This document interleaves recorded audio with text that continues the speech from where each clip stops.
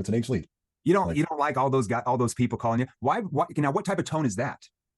Yeah, it's more like a playful tone. Yeah. And why would we want to use a playful tone there? What does that do in the prospect's mind? It starts to diffuse, and the guard lowers, they open up to us. We disarm the prospect. Type in me if you want to learn how to disarm your prospects where they open up emotionally, even if it's an aged lead. Can you imagine that? Now, what's the difference with a brand new lead? How would you do that different? Can you show that with them? Like, would it basically be just the same thing right here? Yeah, it's basically the same thing. It's just, hey, I just had a second to get back to you. Looks like you put in some info about possibly looking at life insurance. Or you're looking for anything specific, or just wanting to look over all the options? Now, what tone is that from Caden? Somebody type in what type of tone he just used right there in that role play. That is a curious tone. Now, why would we use a curious tone right there? What does that do? What does that do? Are we good? The curious, sorry, my headphones cut out a little bit. Yeah, the curious tone there, it gets them again to lower their guard, and then they start telling us exactly what they're looking for. Yeah. So them up in the beginning. Yeah. See what he did when Jacob threw that out. Oh, hey, you're late to the party. I already got that taken care of. What did you do when they said that to you before NEPQ?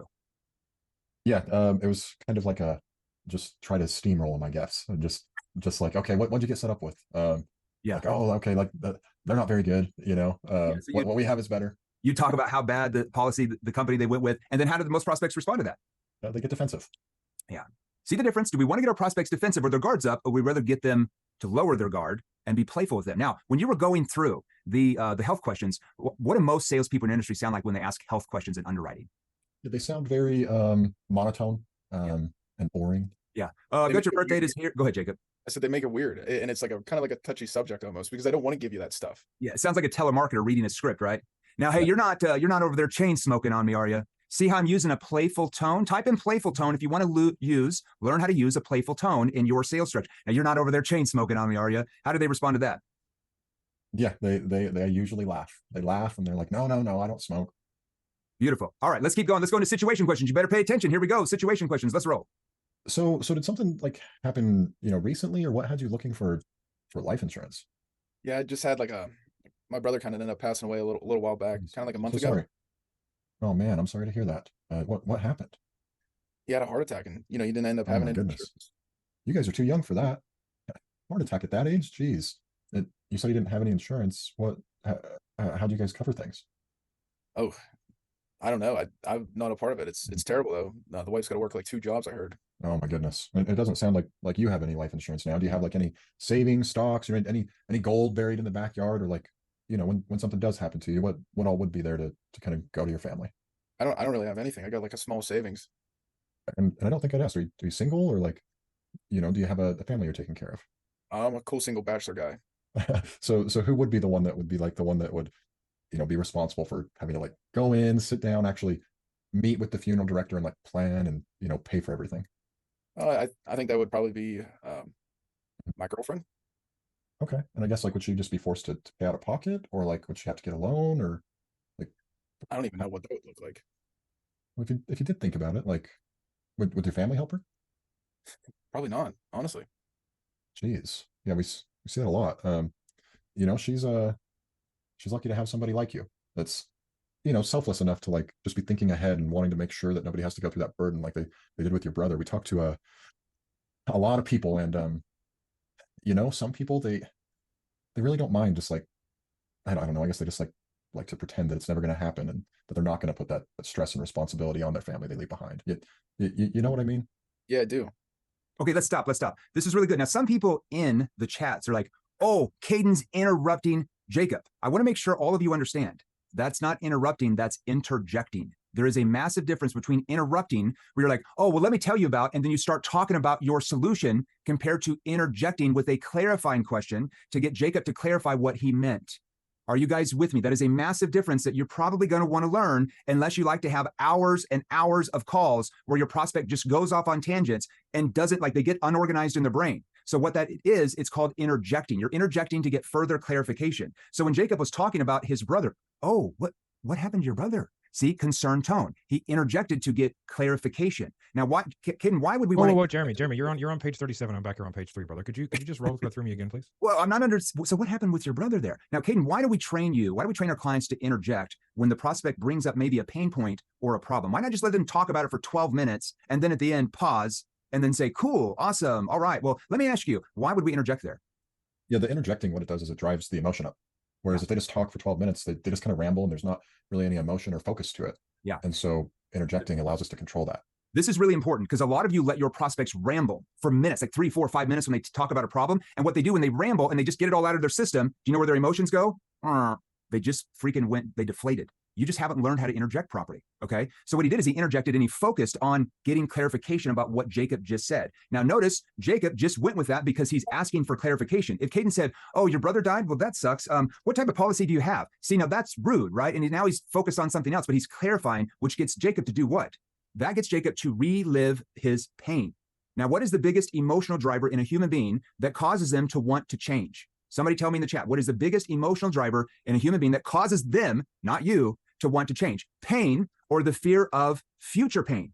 If you can help your prospects relive pain, see, he helped Jacob relive the pain from his brother, and his brother passed away, and his brother had no financial coverage, and his brother's family is financially, as Jacob said, hosed. So he's helping him relive that pain, where now Jacob is going to say, like, I'm not going to let that happen, what happened to my brother. Because if he can't help him relive the pain, your prospects don't feel any urgency to what? To change. And if they don't feel any urgency to change, that's why you get so many objections. And that's why they keep pushing it down the road, even though you have problems that your solution can solve. Everybody with me on that? Matt, you want to say something? There's also one more reason why interjecting is so important. So the longer a call goes for, the less likely you are to close it, because you give information overload and then it causes think about it objections. Hey, you've given me a lot to think about. I just need to go away and get my thoughts together. That's because you've overcooked it. You've just thrown too much information. The second thing is that there's a delineation between interesting yet ultimately unproductive information. If I'm selling a marketing service and someone goes into detail about how bad the sales is, I have to interject, cut that off, and then get them back on track to the marketing, because I can't solve that problem. I can only solve the marketing problem. So I'd be like, oh, okay, but like, help me understand. Like, let's control what it is we can control. Why don't we work on making the leads good enough to where your sales team can actually close them? Yeah. Right. So you know what I mean? Like, you have to get them back on track for like productive. Yeah, Matt is 100% right. Yes, and Matt is Aussie. He's in our Sydney, Australia. Sydney, Australia is our international headquarters, so he's out of our office here with Anthony.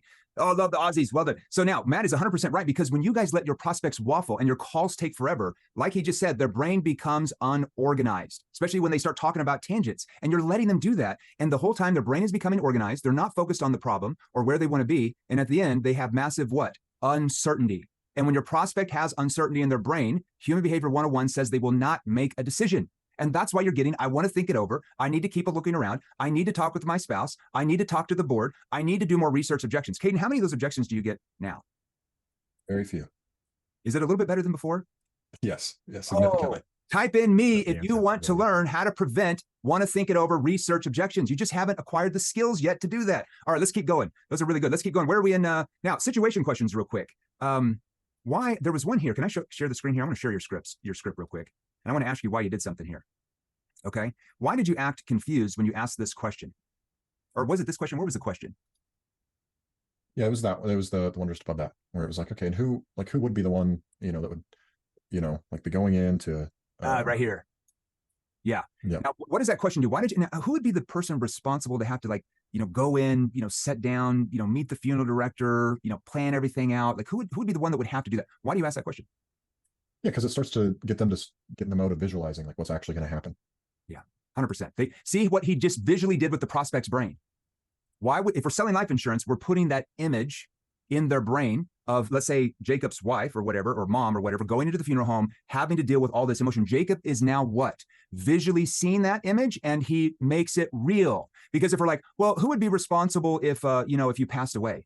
Is there an if? I'm pretty sure it's just when for all of us, right? There's no if. See, when you say questions like, if you pass away, your prospect it goes in one ear, out the other, right? They don't even think about it. It's like abstract.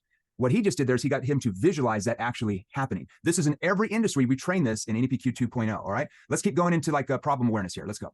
Yeah, we're through a little bit of problem awareness.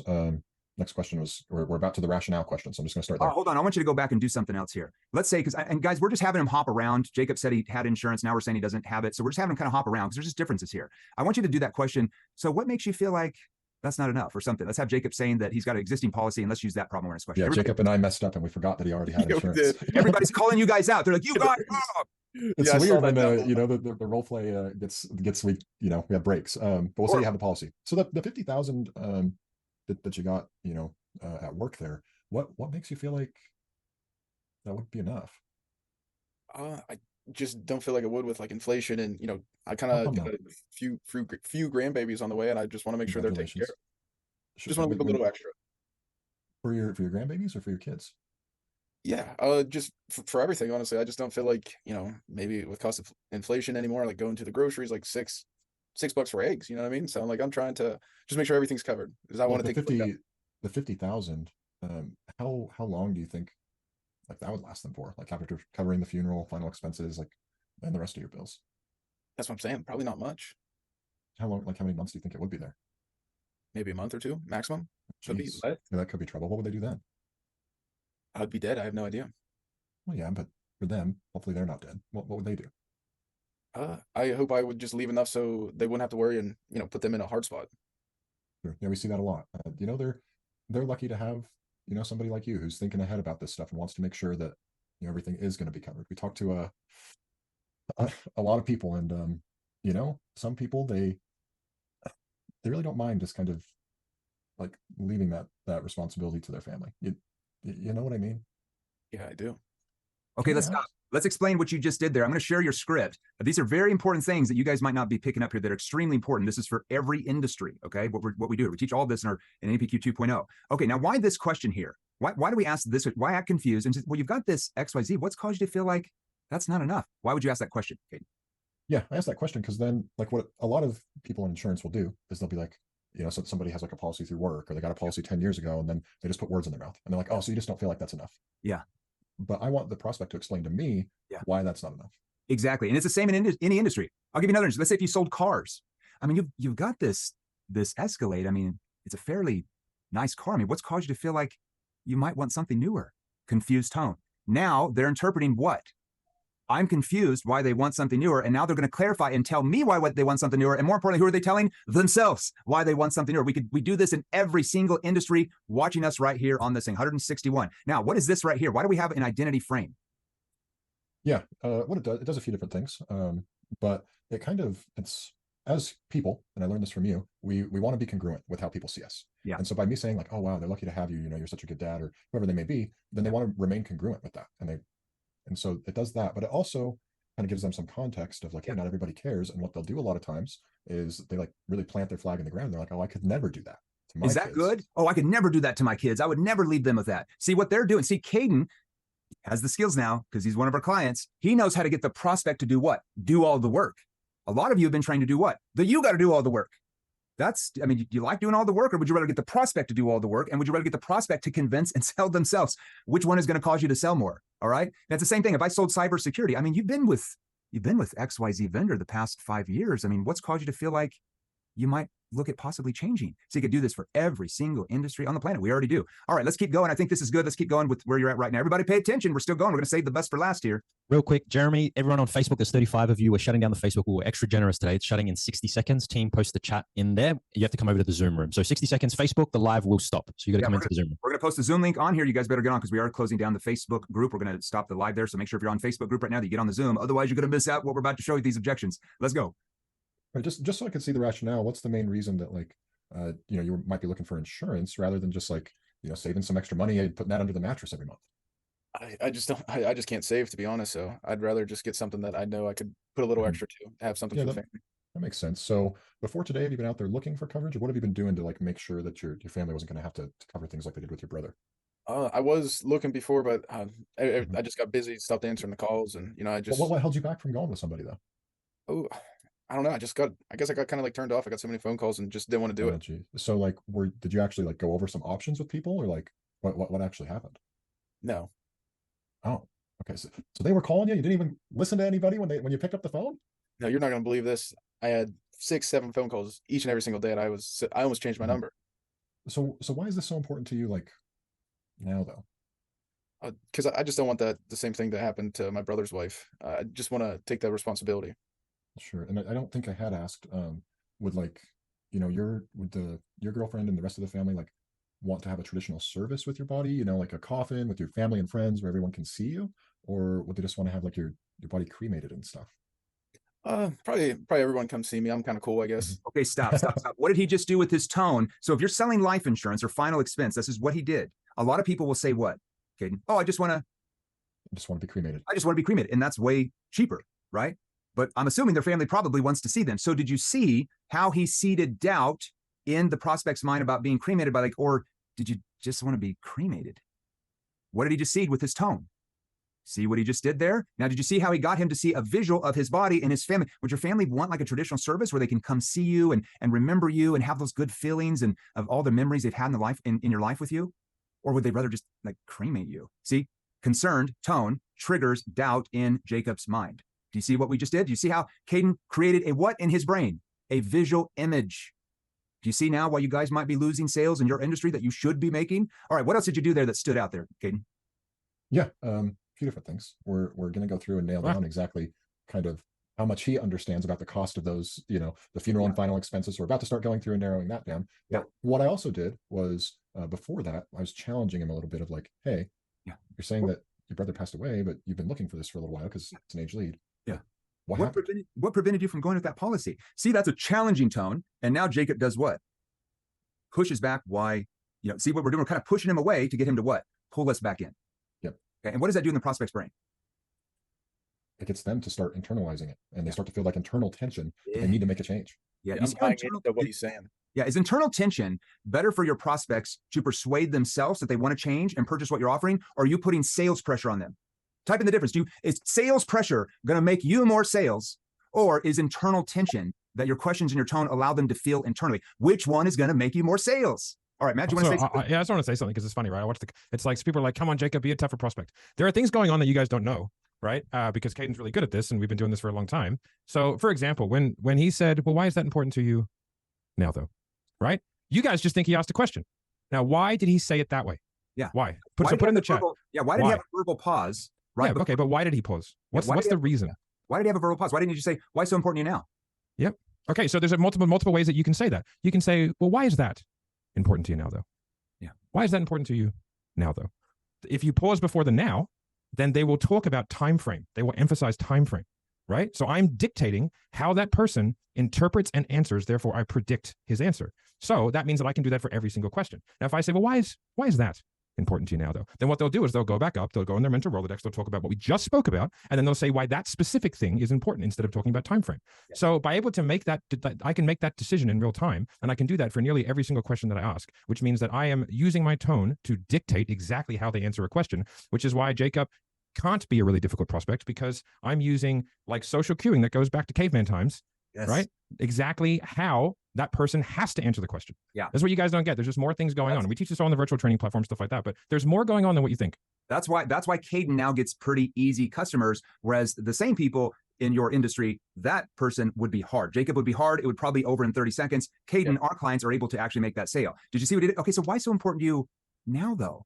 Now, just like Matt said, is emphasized. Now Jacob says why now is important. That was really good. Okay, should we keep going here? Okay, so whoever said cavemen don't buy life insurance, they would if Caden was around.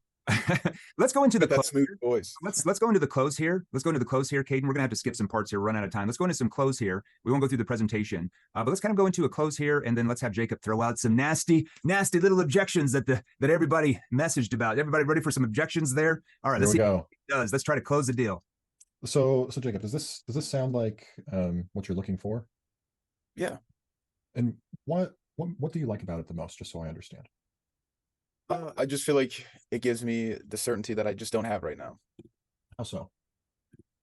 Just don't feel like what I have in place is just enough, and if I get a little extra coverage, like the 20,000 that we talked about, would help tremendously for the girlfriend and the grandbabies. Sure, that makes sense. Now, the first step here is just to make sure we could even get you approved. I'm pretty sure we'll be able to, based on what we talked about, but we've got to double check. So let me get that pulled up here, and then we can submit everything, and we'll go from there. Now, I've got your last name here. Is it? I'm probably going to pronounce it wrong. Is it Gryak? Gryak. We're close. Close enough. Griak. Yeah. Okay, perfect. And then first name Jacob, Jacob. Yep. Perfect. Are you going to give me an objection, or are we just going to do the application here?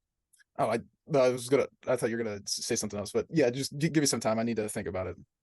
And now that's not a problem. Just to see if there's like, something I could help with. What is it specifically that you're wanting to think about? I just need some time. I just don't make fast decisions. Yeah, that's not a problem. You can take all the time you want. Now, just to like double check here, I can check my calendar. When are you really wanting to like get this taken care of here, so I can get something on the calendar? Give me till Sunday. Okay, just so I can get prepared for Sunday. In your mind, what is it that you're wanting to go over the next couple of days? Just the price. Mm-hmm. Just make sure I can like have it, like check my finances, make sure I can actually afford it. Okay, so it's for sure something you're wanting to do. You just want to go back, look at the budget, look at the bank, and make sure that we need this amount. We don't need to go with a little bit less or a little bit more or something like that. Yeah, just give me a few days. I'll check over the Now, finances. now, cost aside, finance aside, does this policy feel like what you're looking for? Yeah. What is it the most like about this specific policy that you feel like is going to help your girlfriend have that coverage? Because it's going to give her more peace of mind. So when you're talking about the cost here, is it more something like we don't have the money? We just feel like it might not be the right option. Like we want to double check. No, I have the money. I just want to make sure, that I'm just gonna have enough here for the month, and coming up, I get Social Security here at the end of the month, and we can probably do it then. That's probably why. Okay. And so I guess can I make a suggestion? Sure.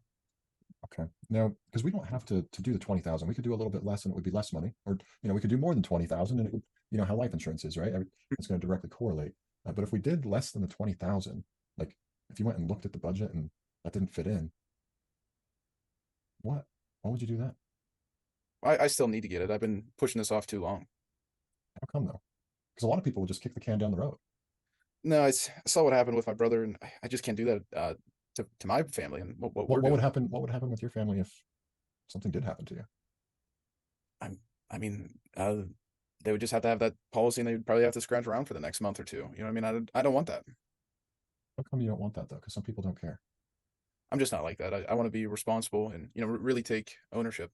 But what happens if something does happen to you? And we're just deciding if we're looking over the budget and something happens to you then. That's a great point. I don't know. Can I make one more suggestion? Yeah, sure, Kaden.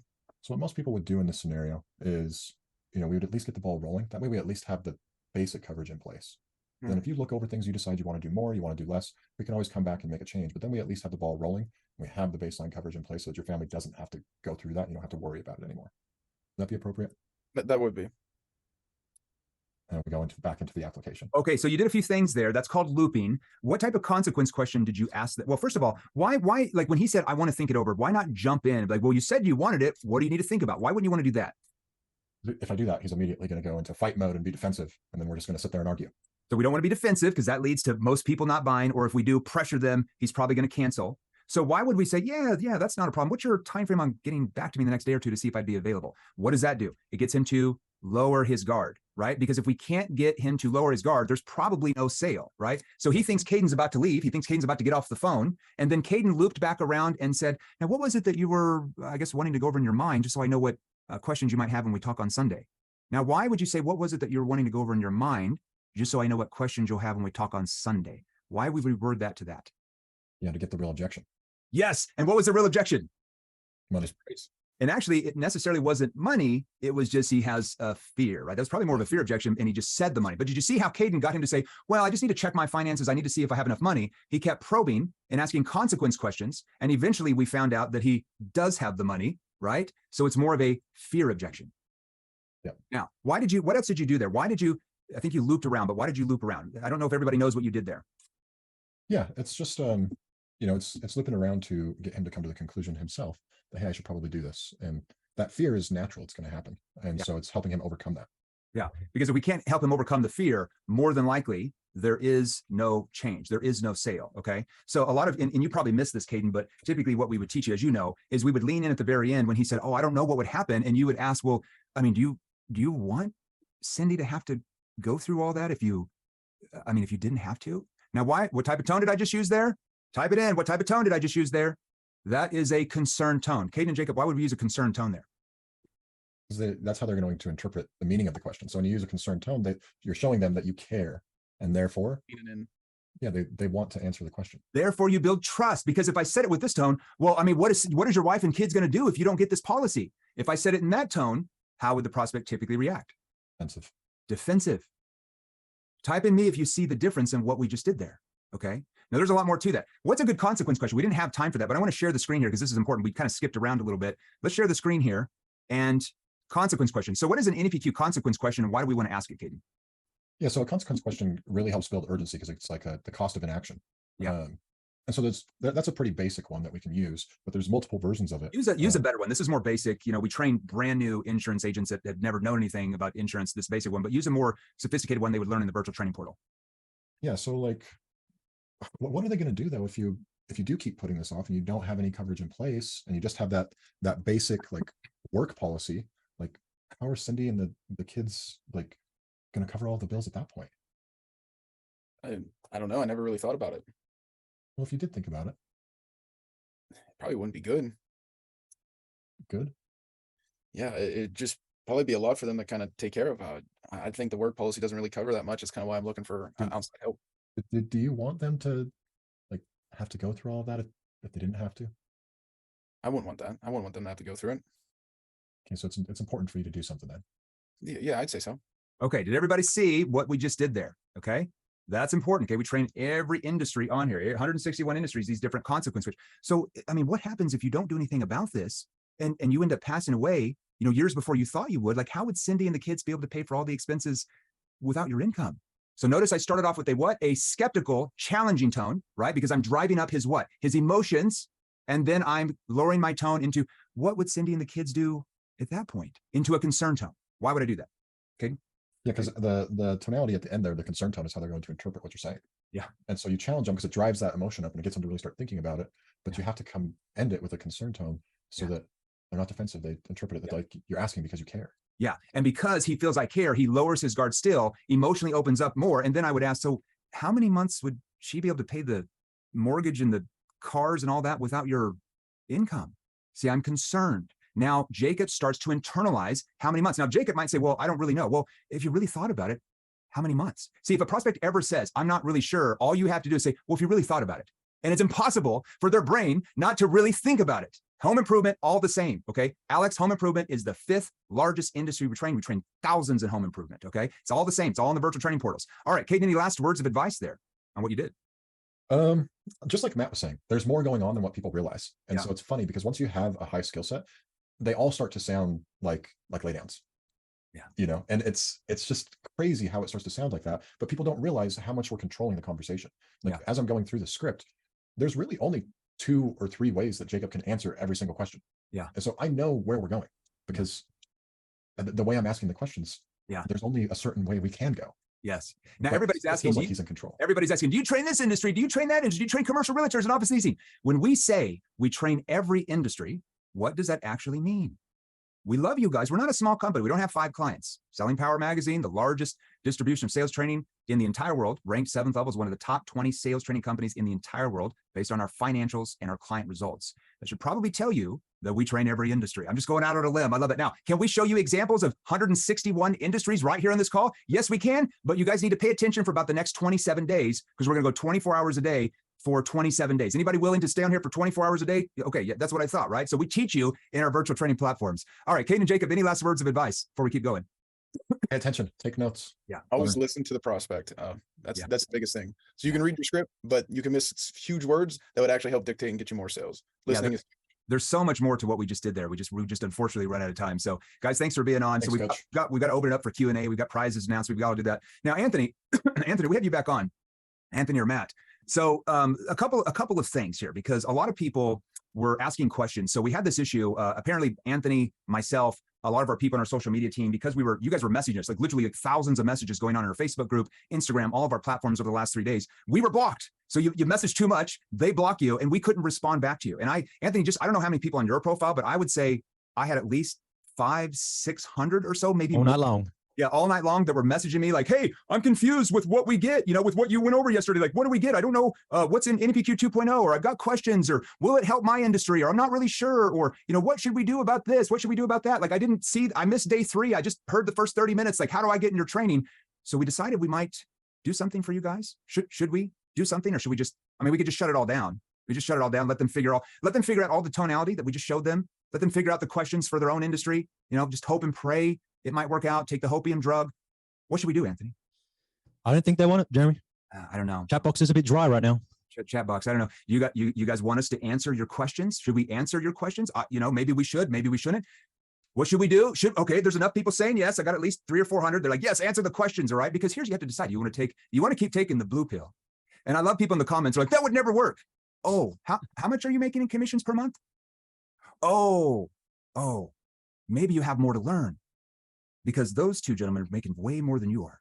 Clients in your industry that we train, I can assure you, are making more than you are. I love when people ask me, that would never work on my reels. I'm like, how much did you make? Oh, did you make 10% of what I did? Oh, no, you didn't even make 10% of what I did. You might have something to learn, right? Okay, so Anthony, let's do this. Let's answer some questions, and then let's announce the winners. And then I would like to do a proper Q&A after that for 30 to 45 minutes where these guys and gals can ask us any questions about sales. Should we do that? Yeah, absolutely. And I just want to say as well, someone posted in, when are we announcing the grand final winner? We're actually going to do that at the end of today, guys. So we're going to announce the grand final winner at the end of the day, because we need to take maybe 3 minutes to go and look at the stats and the data. So you're still eligible for the grand prize. So I want to say something as well, Jeremy. It was funny because I was going through the comments. Caden's amazing. Jacob's amazing, right? And I was going through the comments, and it's people saying, oh, that would never work. That would never work. So I did a quick search, and I realized the people that were saying that, they didn't even come to day 2. They didn't even come to the day where we went over the 3-step framework of how to overcome objections. So what are we going to do with these people? You know, it's okay. I mean, they can keep the same income, same sales percentages they are right now. They don't have to sell more. They don't have to acquire more advanced sales skills. It's okay. I mean, they're good with, $5,000 a month, $3,000 a month, the big hitters, 10, 12, 15. There might even be some that are 20. They could make 2 to 3 times that if they acquired more advanced skills, but they probably don't want to. They just want to keep working, playing the numbers game, hoping it works out. Well, we would actually train you the skills game. Now, Michelle, will you share those slides? Because here's what I decided to do. Rather than us answering all your questions from last night, I thought it might be better if we had our clients, many of them in your industry, answer the questions for you. Who wants our clients, many of them in your industry, to actually answer the questions for you? Would you like us to do that? All right, now I'm going to give you a disclaimer here because we always do that, okay? We have a bit over 18,000